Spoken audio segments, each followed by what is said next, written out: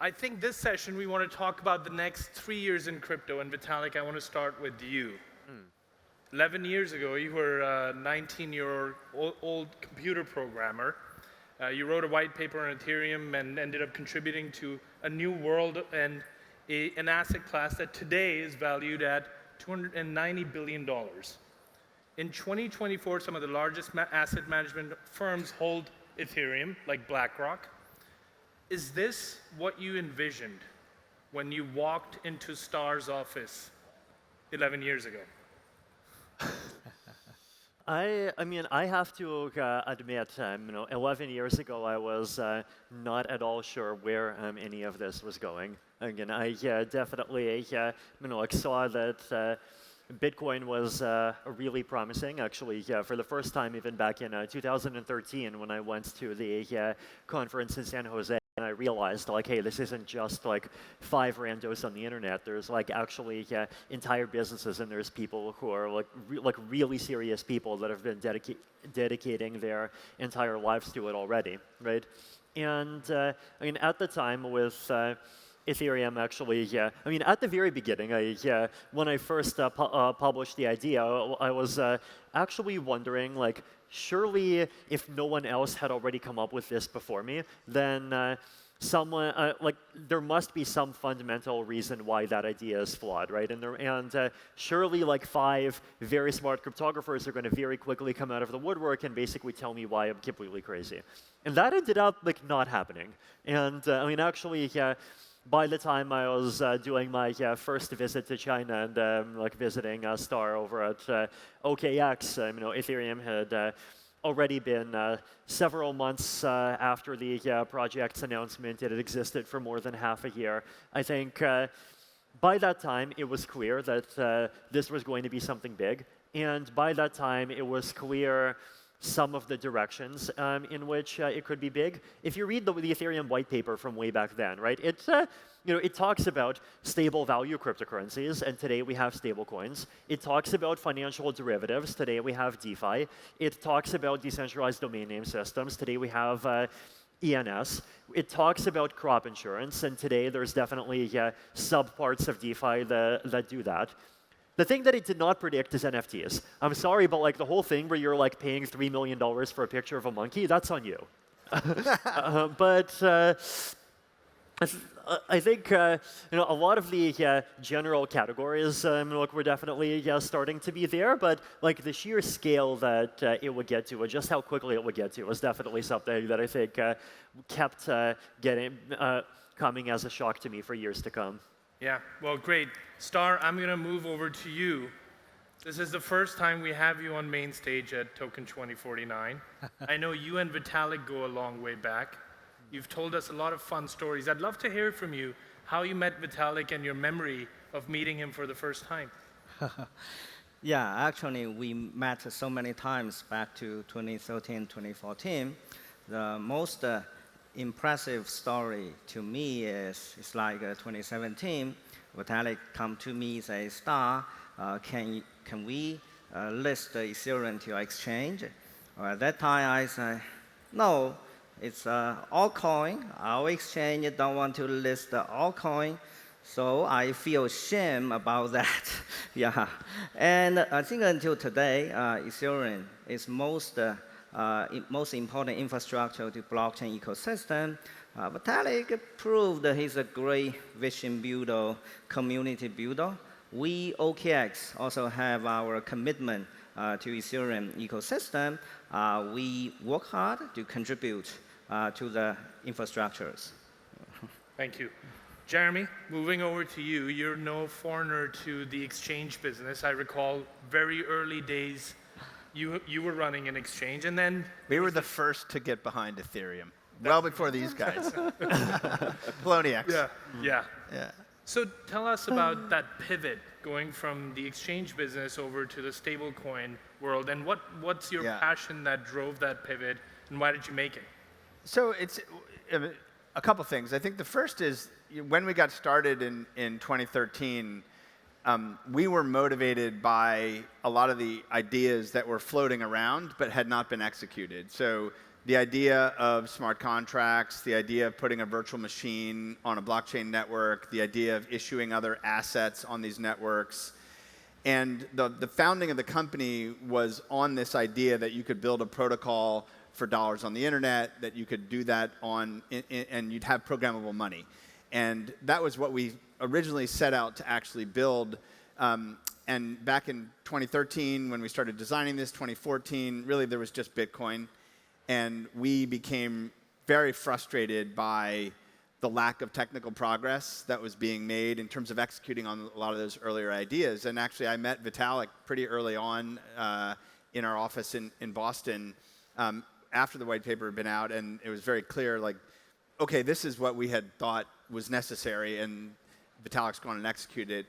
And then, we really by like 2017, we could actually execute on the idea. We had done all the work to get licensed to be able to move money between the existing fiat system and blockchains, and we had worked with regulators to allow us to do that with dollars and euros and pounds over the Bitcoin network. That was a kind of a hack. Although the product was good, it was kind of a hack. But really, once it became clear, like, actually, we could execute on this, we kind of discarded other projects that we had going on, sold some different products that we had off, and put 100% of the focus behind USDC, which had gotten, I think, pretty good product market fit by 2019. We worked very closely with a lot of the Ethereum DeFi protocols and projects, and I think that was critical to getting the product market fit. And then just developers wanted to build with it, and it was pretty clear to us that, like, the entire future of the company was going to be built on that. Interesting, very interesting. And Vitalik, back to you. We can agree there's a lot of global unrest. There's a lot of economical and political unrest that we're all facing. Give us a little bit about how you see Ethereum contributing to the next 3 years of crypto and how we make the world a better place. I think one of the truly special things about the crypto space really is just how international it is, right? And I think, this was, I think, even like especially true even in the ICO era, right? Which, I think, I actually think these days is underrated, right? Because back then it was basically normal for a new project to start, and then that project would have a US community, it would have a Chinese community, it would have a Japanese community, a European community. And it would intentionally try to bring together people interested in the project and the ideas from all across the world. And it would just be a regular thing that you would just have these common projects that everyone, all of these people who would otherwise not talk to each other can still be part of, right? And I think having this ecosystem where more things are VC dominated is I think it's definitely somewhat worse from that perspective. But I think the projects themselves they still have that kind of value, right? This is in a time of rising physical barriers, rising economic barriers, rising internet firewalls. This is one of the ecosystems that continues to be steadfastly global, and I think that itself is a really important type of value that it provides. I think both in just fulfilling a lot of the basic needs of people who end up being disconnected from financial systems, like social systems, and all kinds of things as a result of all of these challenges, but also just doing its part to keep all of humanity together. Very cool, thank you. Star. You're one of probably the most resilient entrepreneurs in our industry. And recently, you made the decision of taking the exchange business to now being a Web3 technology company. I know you're very passionate about self-custody. I think people would want to hear, what's your viewpoint on the importance of self-custody as we move into the future, especially with the global economical, political unrest?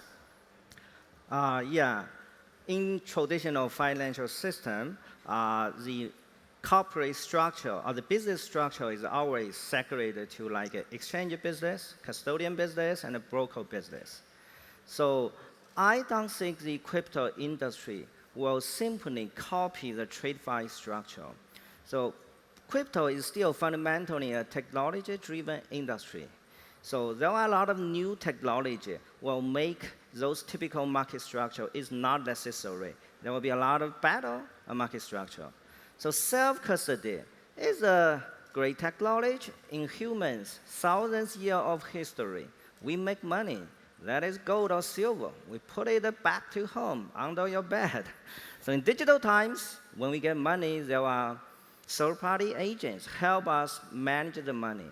I think self-custody technology give people, give human society an option to back to you hold your money yourself, so not your key, not your money. I believe it will be a great, beautiful future. So self-custody doesn't mean no regulation, no compliance, right? So we believe the on-chain ledger is a transparent ledger. The industry can do much better activity monitoring than the TradeFi. So that is our company, OKX, believe self-custody is the future. So we make it as one of our most important strategies. Thank you. Jeremy?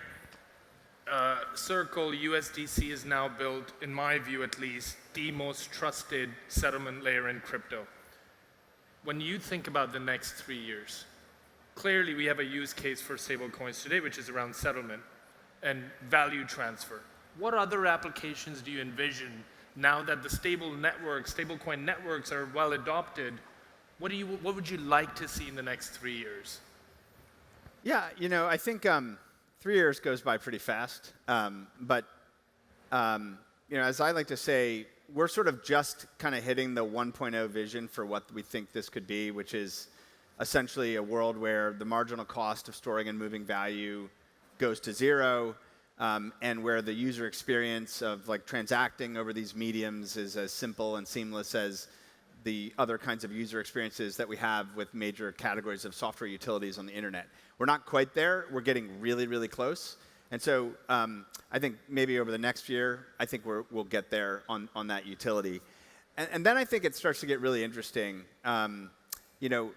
When internet utilities made the marginal cost of, say, storing and moving information zero, or the marginal cost of having a communications connection to someone zero, or the marginal cost of distributing software effectively became zero. When you change the fundamental unit economics, the kind of net world output of that thing goes fairly exponential. And I think that will be similar with money and transactions. So it strikes me that as we approach that point, the velocity of money in the world, in the actual economy, will increase considerably. Like the amount of net world output growth in those other areas was like million-x over some period of time. It was just extraordinary, and we see that. So the implications of that are really profound. If we have this incredibly high velocity of money, the ability for people to benefit from that economically is significant. And to the point of kind of the global nature of all this, we've never had a system of value exchange with that efficiency that is truly anyone connected to the internet who can participate in that. And so the implications are significant there.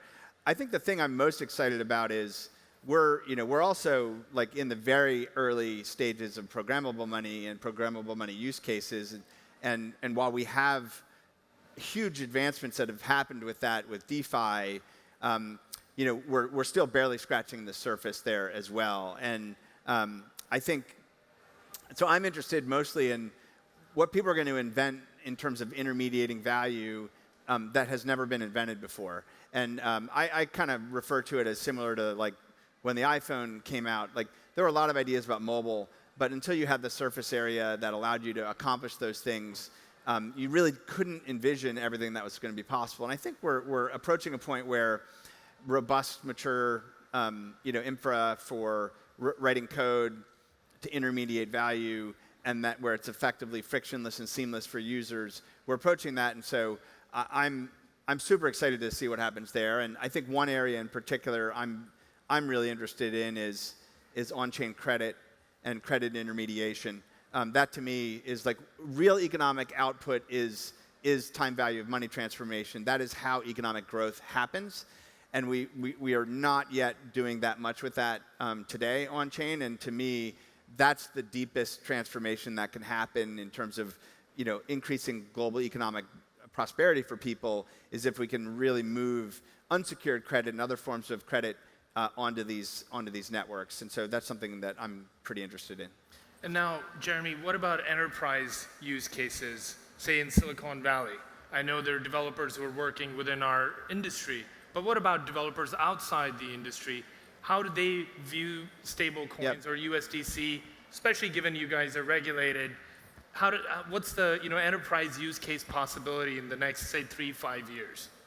Yeah, I think there are a lot of forward-leaning payment companies like Stripe or neobanks and others that are starting to use stablecoins, which is great, but the use is pretty small. In terms of like enterprises, meaning major companies, it's very small. And we still have a critical thing that needs to happen, and the good news is it is happening, which is that stablecoins need to be considered legal electronic money. They need to be treated as a cash equivalent instrument on a balance sheet. So an accountant or a finance person in a company can say, okay, this is digital cash, and I can account for it, and I can report on it. And once it's valid, it's a valid form of money legally, and you have that consistently around the world, which we will, then I think the uses by every type of institution will explode, right? Because you need the technical utility to be there, and I think we're solving that. You need the legal certainty there in order for people to take it on, because I can't tell you how many like large companies, if you have a conversation, they'll go, I don't know what this is, and I can't, it's like really hard for me to account for this, and so therefore I'm not going to do anything, even if the technical utility is strong. And what do you think it takes us to get there? I mean, basically, there's stablecoin laws that are being passed in every major financial market center in the world. They're either passed or coming into law over the next 12 months. And so I think that's basically happening. So that's the good news. And so I think technical progress with infra and UX and legal certainty sets up the conditions for this to be pretty explosive in terms of usage beyond that. Very cool. Thank you, Jeremy. Vitalik, there's been this exponential rise of layer 2s. Tell us at a very basic level, good for Ethereum, bad for Ethereum? How do you view them? I mean, I think Ethereum could not have gotten to where it is without them, right? I think the Ethereum layer 2 ecosystem has just brought such a huge amount of talent to the ecosystem, not just in terms of like building out the raw technology, which includes proving systems, it includes zero-knowledge proofs, it even includes client implementations, but also all of the talent in bringing all kinds of people into the Ethereum ecosystem that otherwise would not be, right? And like basically, Ethereum gets to have like several dozen of these sub-ecosystems, each of which are individually going out and attracting users, basically at the same scale that like otherwise a layer 1 blockchain would be, and like they're all bringing this activity in and still being a part of a big, greater Ethereum ecosystem at the same time, right? So I think so far it's been hugely positive just in that way, right? And I think like the fact that the layer 2 ecosystem has done so much on scaling has also freed up core developers' time to, like finally get the merge done, which was done only I think about 2 years and 3 days ago. So happy second birthday to proof of stake. Right. Also, all of the improvements in account abstraction, like a lot of the EVM upgrades that we've been considering. I do think that there are real challenges. Like I do think that the fragmentation problems that people point to, they are real, and there are a number of initiatives that actually are already happening to try to resolve that, right? So, yesterday at some of the Ethereum events, I talked about the chain-specific addresses, cross-chain,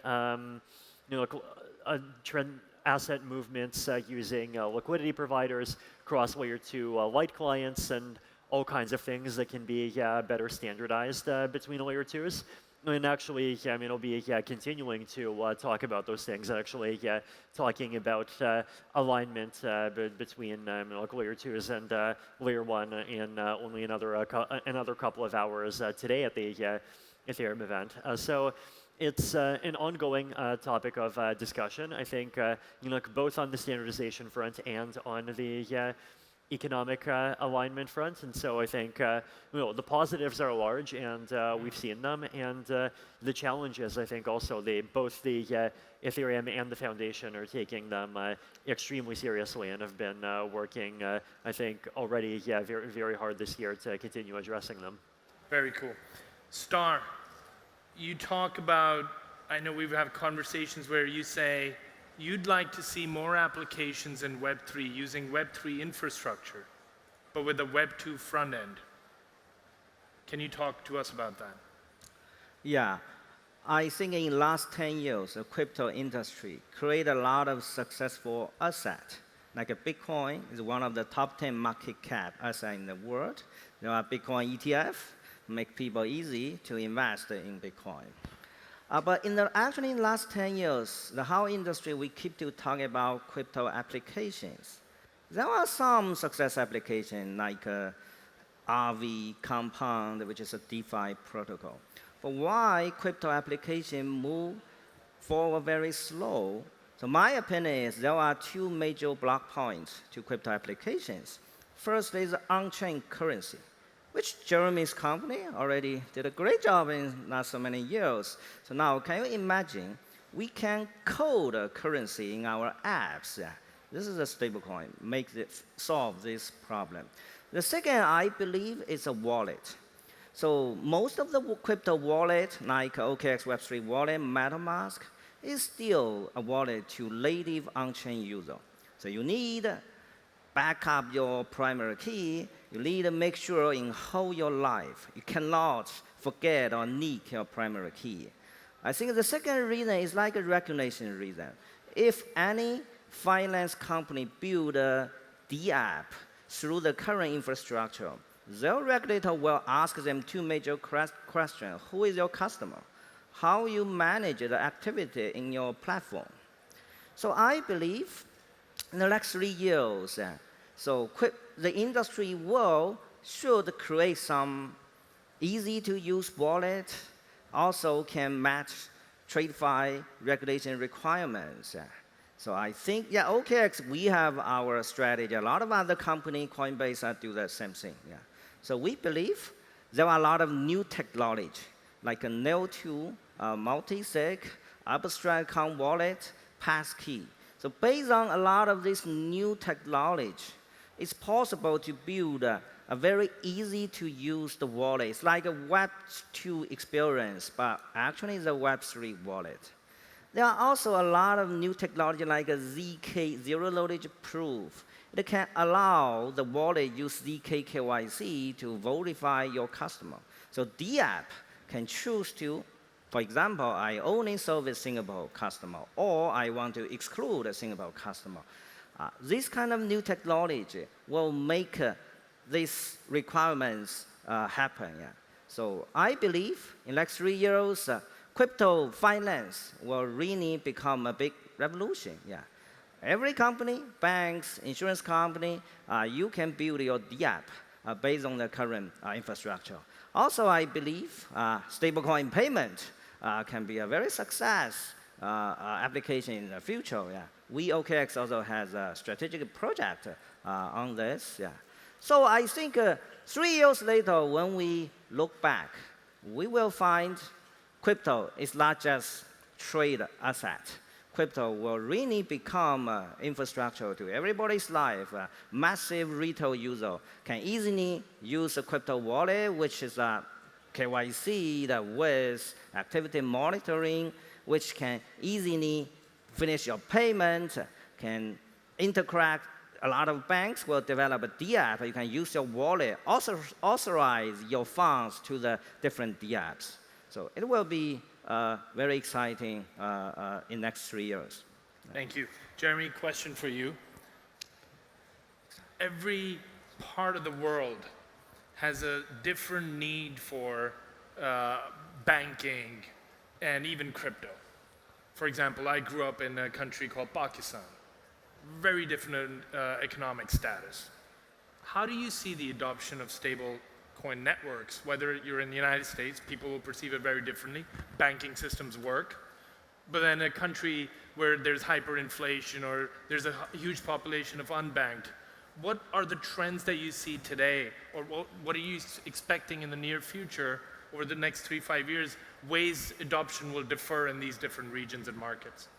Yeah, a couple things. I think the first is nowhere in the world had anyone ever had a form of electronic money that is effectively has a zero marginal cost to store and move it, and it's fully programmable with verifiable, provable code. So that's like an innovation that everyone, whether you're in the United States or in Europe or you're in Pakistan or whatever, like that's just like net new human innovation that people can build on and will unlock a lot of utility. But specifically to the question of sort of the differing needs, I mean, very clearly, people around the world would like, a stable value unit of account that is a really efficient medium of exchange, and I think, dollar stablecoins are providing that, and so we see a lot of growth right now, and really over the past couple of years, and accelerating growth in many parts of the world where people just want to transact in this new, more efficient medium, and where they want to keep that value in dollars, both businesses and individuals and households.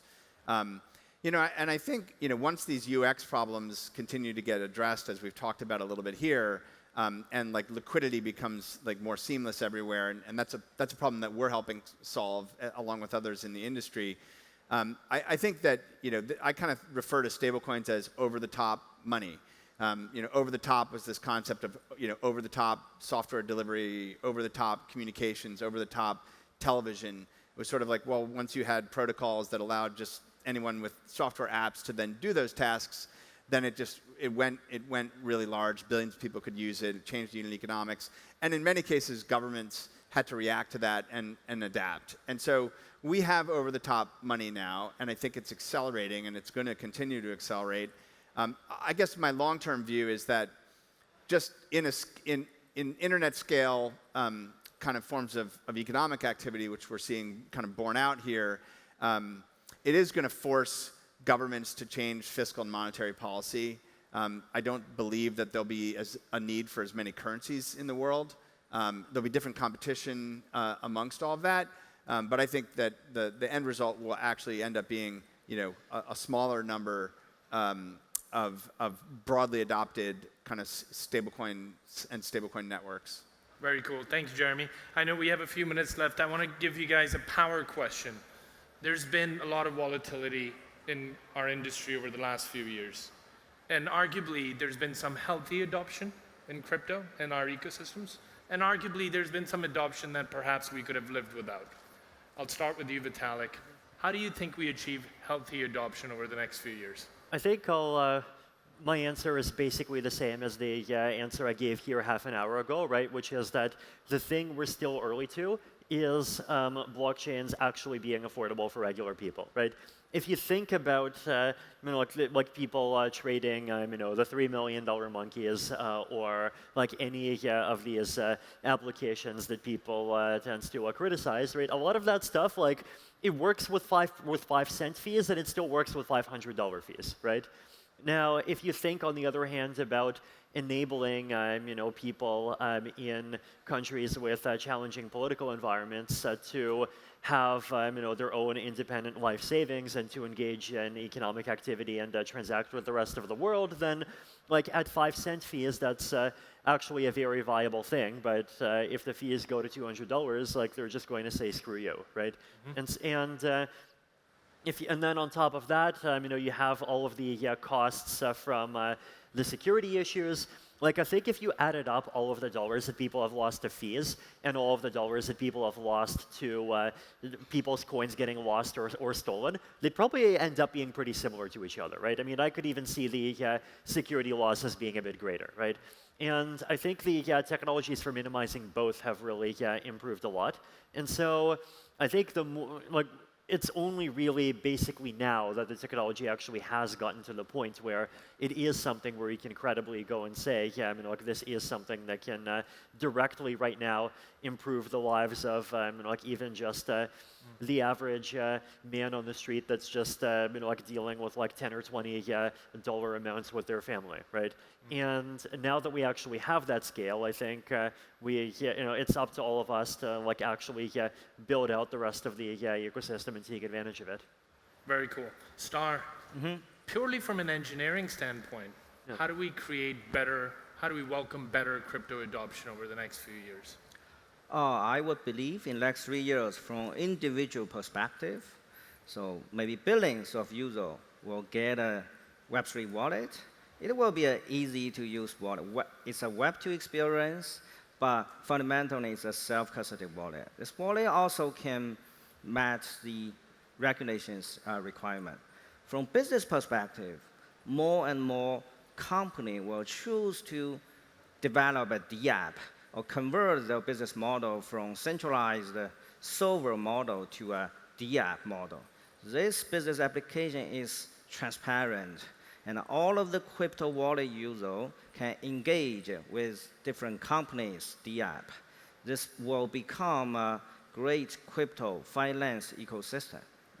Yeah, thank you, Star. And Jeremy, for you, I think stablecoins, in my view at least, do welcome and bring more healthy adoption than, say, the more speculative assets. What's your viewpoint? 3 years out, how do we make sure we welcome and bring in more and attract healthy crypto adoption in our markets? Yes, it's interesting. I'm very, very optimistic right now about our ability to make really material progress for people broadly. I feel like and this is just like the hard work of tons and tons of people in the industry and developers who are solving some of the most critical kind of last mile problems in terms of privacy, security, identity, naming, the efficiency, kind of scale and efficiency, and so I'm more optimistic than ever that like these things are going to get solved. And there's great things that are right in front of us right now on that. And so as a technologist, by background, like I'm very optimistic. And so I think we just need to keep doing those things. And if we have these sort of legal clarifications that are coming and we keep doing those things, I see 3 years from now, we're going to be in a really extraordinary period of, it's kind of like in 2004, like the internet finally became, like, did the things people wanted to say, and it just never stopped. It just kept really, really growing and transforming. I think we're approaching that point with crypto. Thank you, Jeremy. I could go for another 30 minutes, but we have big tech saying, please wrap up. I want to thank Vitalik. Thank you very much. Star, thanks for joining us. And Jeremy, thank you for the conversation. Thanks, everyone, for listening.